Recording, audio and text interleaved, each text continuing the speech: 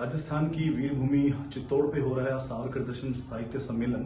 अब 2 अप्रैल को होने जा रहा है। उसी की पूर्ववर्ती चर्चाओं को लेकर सावरकर दर्शन प्रतिष्ठान राष्ट्रीय सचिव और महाराष्ट्र खादी ग्राम उद्योग बोर्ड अध्यक्ष श्री रविंद्र साठे जी मेरे साथ मौजूद हैं। आपका बहुत बहुत स्वागत है। सावरकर दर्शन प्रतिष्ठान राजस्थान में भी आ गया है, तो सावरकर जी को लेकर जो तैयारियां हैं और राजस्थान में किस तरह का अभी आयोजन होने वाला है, इसके बारे में कुछ चर्चा। सावरकर दर्शन प्रतिष्ठान ये मूलतः महाराष्ट्र में काम करने वाली संस्था है मुंबई में, जिसके संस्थापक प्रसिद्ध संगीतकार सुधीर फडके, इन्होंने इस संस्था की स्थापना की 1985 में।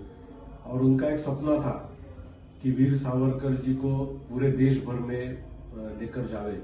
तो उसके लिए उन्होंने सावरकर जी के ऊपर एक मूवी बनाने का संकल्प किया था, क्योंकि सावरकर जी के बारे में नए पीढ़ी को, विशेषतः युवा पीढ़ी को ज्यादा जानकारी नहीं है।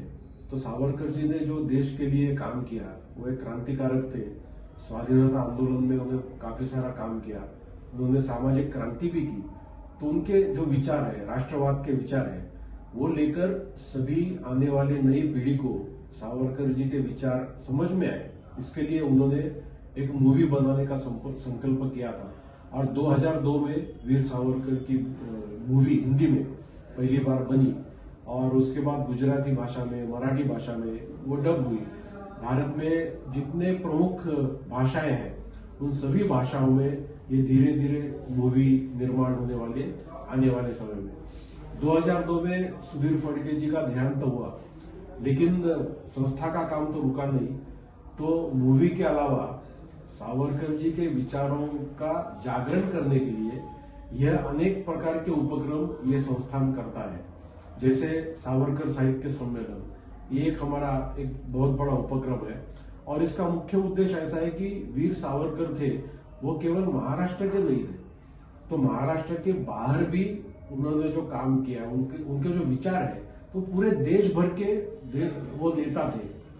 तो ये जो विचार है, सावरकर केवल एक राज्य के सीमित नहीं थे, तो पूरे देश के थे, एक महापुरुष थे, एक क्रांतिकारी महापुरुष थे।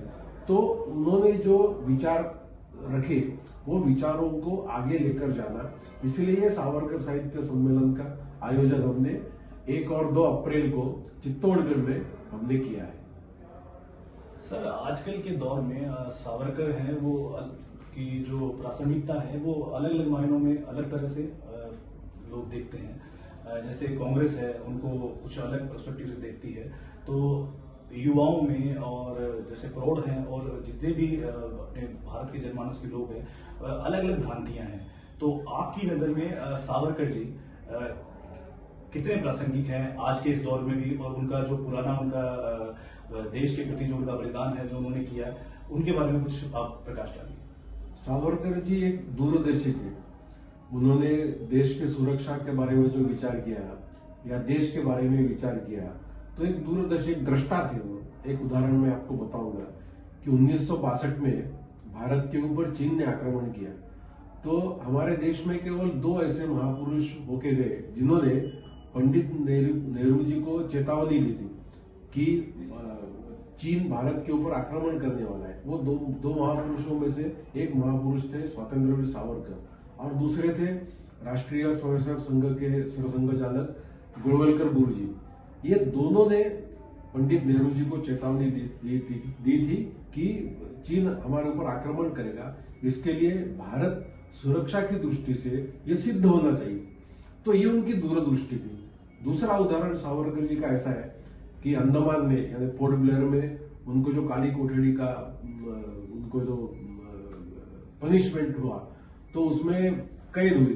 तो वो जब अंडमान की तरफ जाने वाले थे, तो उनको मालूम नहीं था कि कितने साल मैं यहाँ रहने वाला हूं। लेकिन वो जब जिस बोट में वो बैठे, तो वो बोट अंडमान की तरफ जा रही थी, तो उन्होंने आगे की सोच उनकी इतनी थी कि आगे जाकर ये अंडमान है, ये अंडमान आगे जाकर नेवी का एक बहुत बड़ा केंद्र बनेगा।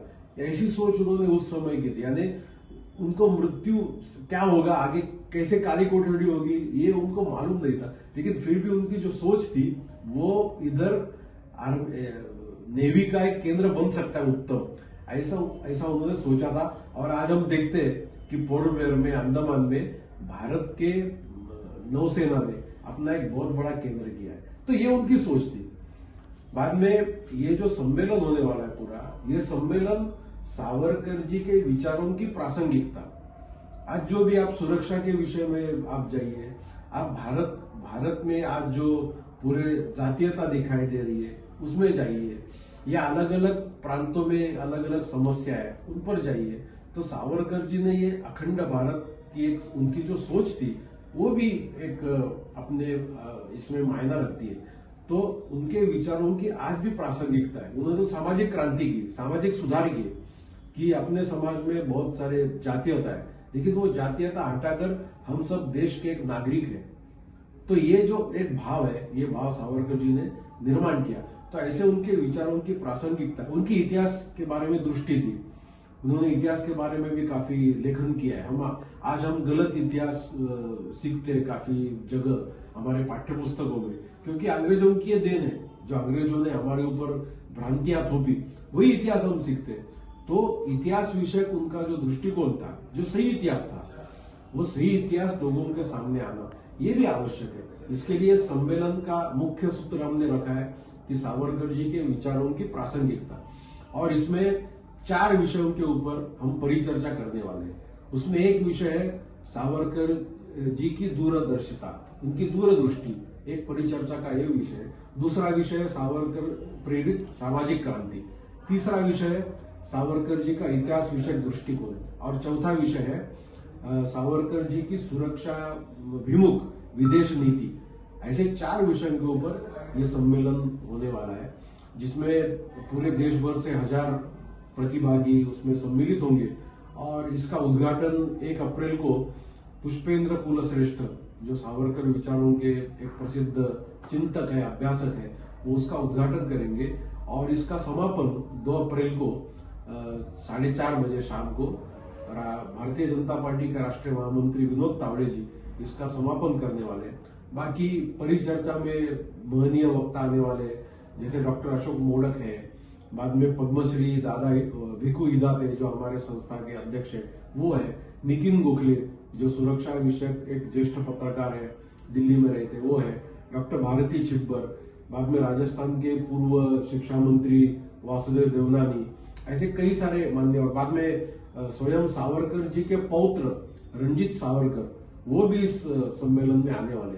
तो ऐसे महनीय व्यक्ति इस पूरे सम्मेलन में होंगे। हमारे शंतनु गुप्ता, जिन्होंने नरेंद्र मोदी जी और योगी जी का चरित्र लिखा है, वो भी एक वक्ता के रूप में आने वाले। तो ऐसे देश भर के सावरकर जी के विचारों के चिंतक ऐसे इस सम्मेलन में आने वाले। तो ये 2 दिन एक विचार संगोष्ठी जैसा एक विचार मंथन ये होने वाला है। तो सर, सावरकर जी के जो अंतिम वर्ष थे वो थोड़ा निर्वासन में गुजरे सर, तो उसको लेकर भी लोगों में काफी भ्रांतियां हैं कि वो उस वक्त कोई उनके नजदीक नहीं था, हिंदू महासभा या कोई भी अन्य राजनीतिक दल। तो उसके बारे में आप थोड़ा कुछ बता सकते हैं?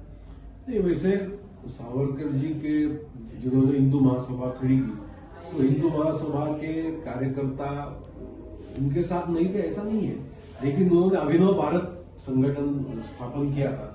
अभिनव भारत की समापन 1952 में, भारत को 47 में स्वाधीनता मिली, लेकिन 52 में उसका समापन उन्होंने किया। लेकिन हिंदू महासभा के कार्यकर्ता उनके साथ हमेशा थे, तो ये गलत कुछ उनके बारे में जानकारी दी जाती है सावरकर जी को।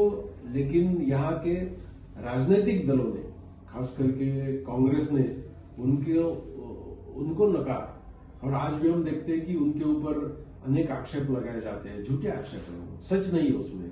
जैसे सावरकर जी ने माफी मांगी, ये झूठ है। इसके लिए इसका निराकरण तो करना होगा। तो इसके बारे में भी सम्मेलन में हम वक्ताओं को बताने वाले कि जो सावरकर जी की जो सही प्रतिमा है, सही छवि है, वो सबके सम्मुख आना आवश्यक है। तो चित्तौड़ में होने जा रहे हैं सावरकर साहित्य सम्मेलन 1 और 2 अप्रैल को, जिन तैयारियों के बारे में आदरणीय रविंद्र साठे जी ने बताया हमें, तो ये कार्यक्रम है। तो इस पे चर्चा हुई, परिचर्चा हुई, किस तरह सावरकर जी ने एक रोल मॉडल की भूमिका भी निभाई है हमारे युवाओं के लिए। तो अब इन्हीं चर्चा के साथ विराम देंगे इस चर्चा को। जयपुर टाइम्स के लिए मैं योगेश पंवार, रविंद्र साठे जी के साथ, नमस्कार।